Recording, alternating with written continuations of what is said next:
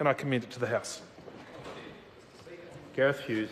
Kia ora, Mr Speaker. Ngā mihi nui kia koutou. Kia ora. Well, as everyone knows, tomorrow is Budget Day, and if there could be a perfect entree for a national budget, I'd wager this bill was it. What is it? A small, innocuous, non-strategic, entirely technical bill to tweak around the edges, avoiding all of the big issues regarding tax in our country. That's exactly what we're going to see in tomorrow's budget. We've seen, nearly 9 years of it. A government who's prepared to kick the fiscal, the economic, the social issues down the road and ignoring the big issues. And once again, in this, the annual rates 2017-28 employment, investment, income and remedial matters bill, it's the same thing. What do we see? We see some small technical changes around how tax is recovered for petroleum companies, Lloyds, Big Pharma, employee share schemes. But they're ignoring the big issues. Let's just focus on one area, the petroleum changes. Because here's an area where currently petroleum companies, when they decommission their oil rigs, have an existing tax regime where they can go backwards in terms of their losses. The government's trying to change it. Now, why they're trying to change it, Mr Speaker, is because, as we recently uncovered in an Official Information Act request to the Energy and Resources Minister, Judith Collins, the government is looking at a 42 to 48% taxpayer liability, up to $960 million relating to their obligations to oil rig decommissioning. I was absolutely shocked, and I think the Minister was too, when she saw the scale of the taxpayer public liability, up to $960 million, because the taxpayer has to fork out 42 to 48% of that liability. So look, we're making a tiny technical change around it, but avoiding some of those ginormous issues, not only facing the environment from climate change, but particularly the fiscal impact on taxpayers. Now, that raises the second question: why on earth is the taxpayer subsidising one of the most profitable industries on the planet? Now, what I'm referring to is the $46 million annual tax breaks and subsidies estimate produced by WWF.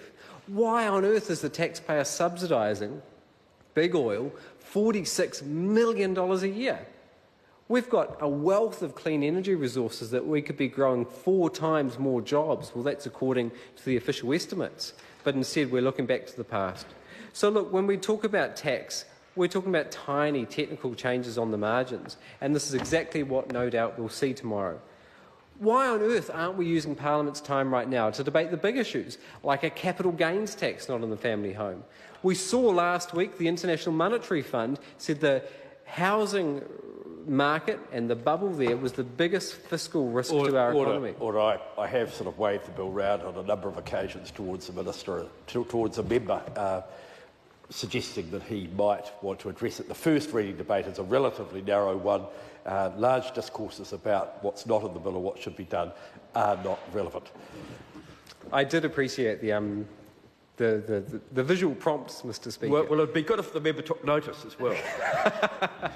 But Mr Speaker, there's a lot that could have been in this bill that we should have been discussing that we're not. But look, when we talk about the petroleum part, which we'll be looking at detail at the Select Committee, I know the regulatory impact assessment produced a number of options.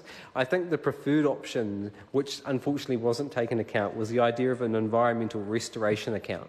That way an account could have been built up over time, because as I outlined, the fiscal liability for the taxpayer is significant. And as I questioned the Minister in question time, she referred to the fact that these companies pay taxes and there's royalties going into the Crown account. And while that's true, the fact is that money's been spent. And as I asked the Minister, when it comes to that tax liability the taxpayer faces, none of that money's been put aside. Now, there's a lot of really important things that has a call on the taxpayer's income. For example, housing. For example, benefits.